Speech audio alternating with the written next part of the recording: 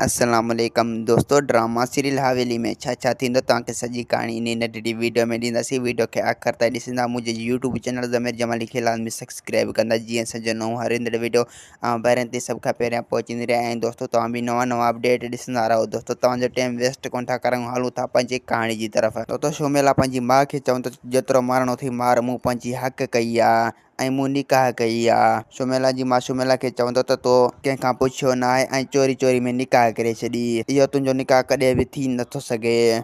ऐं ॿिए पासे हीर पंहिंजी मामा पीरू खे चवंदो त साला निकाह करे छॾी, हू शादीशुदा आहे। पीरू चवंदो त अमा तूं ही छा पियो चवीं? हीर चवंदो त मां सची पियो चवां, साला शादीशुदा आहे ऐं उन शोमेला सां शादी करे छॾी लिक लिक में। ऐं ॿिए पासे पीर सोराब हाशिम खे चवंदो त हिकु थई पीर बख़्श ऐं ॿियो थी उन जो पुट सालह, तूं इन ॿिन्हिनि खे अगवा कर। इहे ॿई कारा आहिनि, शोमेला कारी आहे ऐं सालह कारो आहे। इन ॿिन्हिनि खे मां मारणु पियो चाहियां। ऐं टी जेका आहे पीर अमजद जी महबूबा, तूं उन खे बि अगवा कर।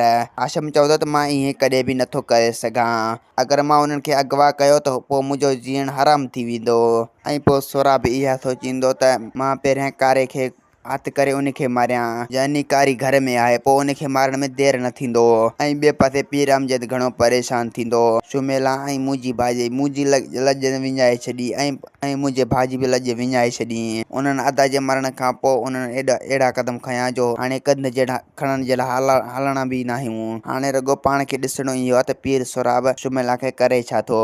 पीर अमजद शोमेला खे चवंदो त मां तोखे इन्हनि गुनाहनि जी सज़ा ज़रूरु ॾींदुसि ऐं मां उन कारे खे हथु कंदुसि जंहिंजी पुट तोखे पेट में आहे।